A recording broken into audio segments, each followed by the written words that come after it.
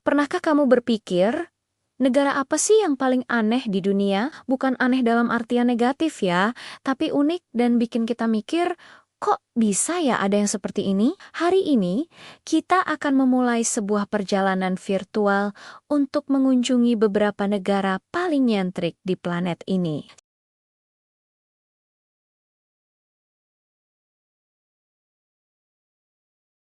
Mari kita mulai dengan sebuah pertanyaan yang terdengar mustahil.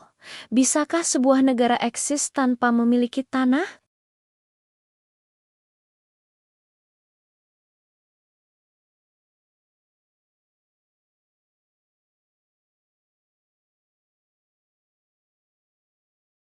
Mereka diakui oleh lebih dari 100 negara dan PBB sebagai entitas berdaulat, punya paspor sendiri, mata uang sendiri, dan bahkan perangko sendiri.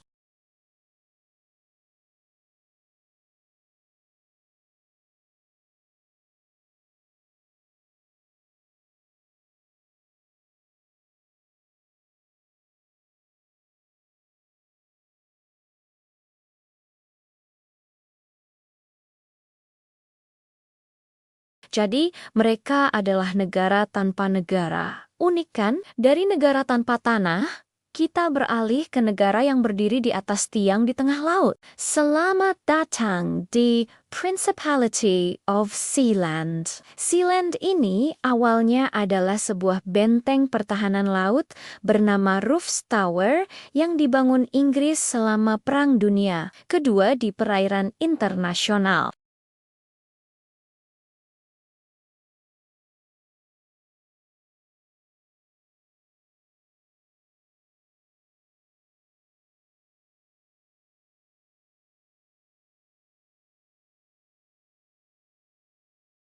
Cuma sekitar 550 meter persegi, lebih kecil dari lapangan basket. Walaupun tidak diakui oleh negara manapun, Sealand punya bendera, lagu kebangsaan, mata uang, dan bahkan menjual gelar kebangsawanan seperti Lord, Lady, Baron, atau Baroness secara online. Jadi kalau kamu mau jadi bangsawan, mungkin Sealand adalah jawabannya. Mereka bahkan pernah mengalami percobaan kudeta.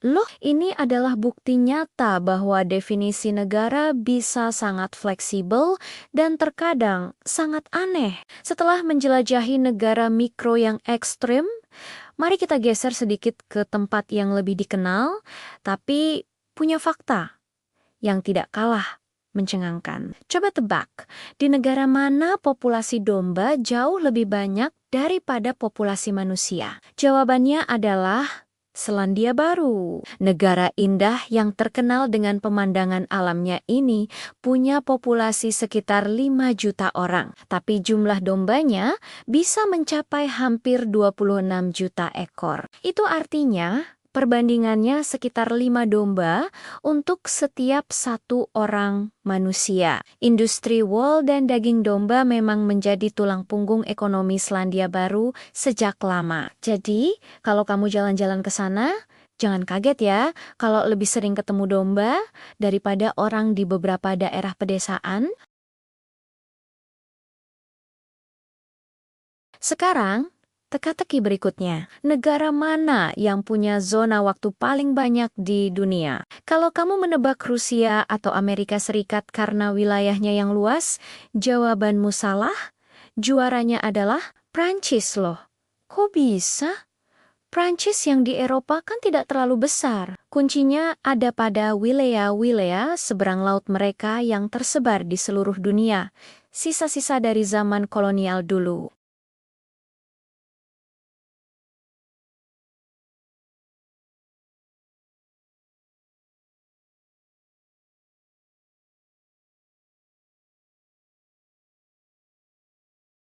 Ini jauh lebih banyak daripada Rusia yang punya 11. Jadi, saat orang di Paris sedang makan malam, Saudara sebangsa mereka di Tahiti mungkin baru saja bangun tidur untuk sarapan. Dunia ini benar-benar terhubung dengan cara yang tidak terduga. Dari fakta geografis yang unik, sekarang kita beralih ke peraturan-peraturan aneh yang ada di beberapa negara. Bayangkan, kamu tinggal di sebuah negara di mana kamu tidak boleh mengunyah permen karet di tempat umum.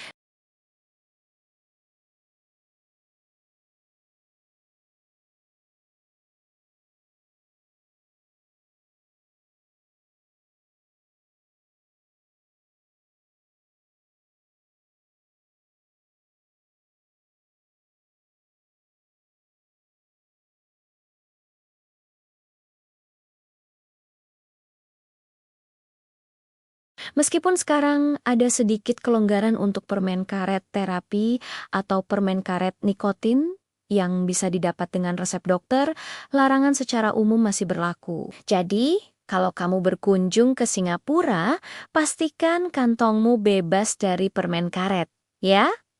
Satu lagi keunikan dari dunia peraturan. Ada negara yang lagu kebangsaannya tidak punya lirik sama sekali. Negara itu adalah Spanyol dengan lagu kebangsaannya yang berjudul Marcha Real atau Mars Kerajaan.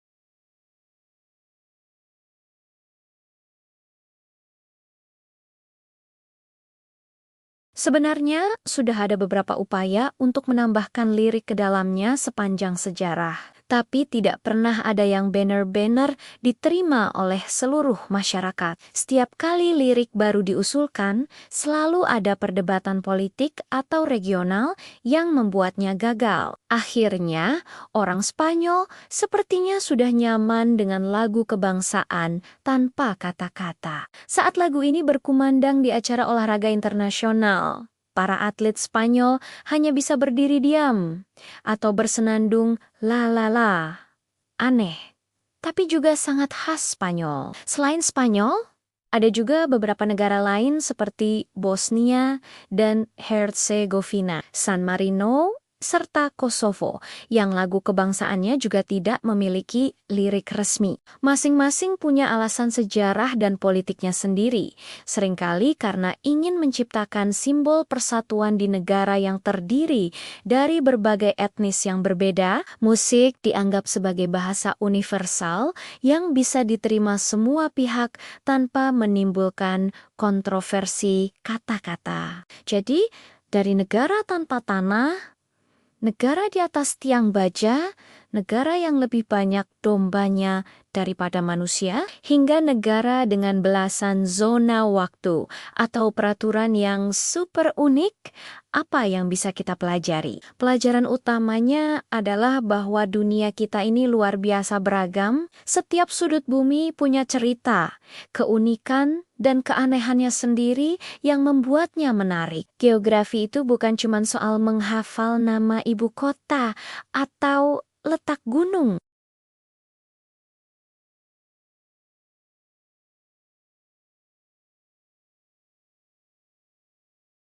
Keunikan-keunikan seperti ini mengingatkan kita untuk tidak melihat dunia dengan kacamata yang sempit.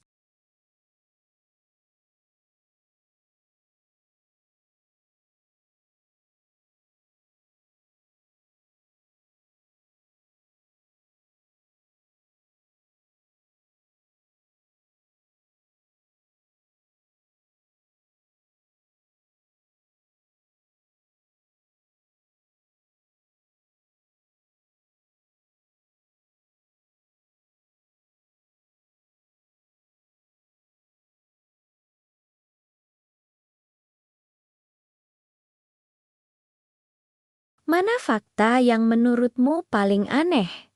Tulis di kolom komentar ya.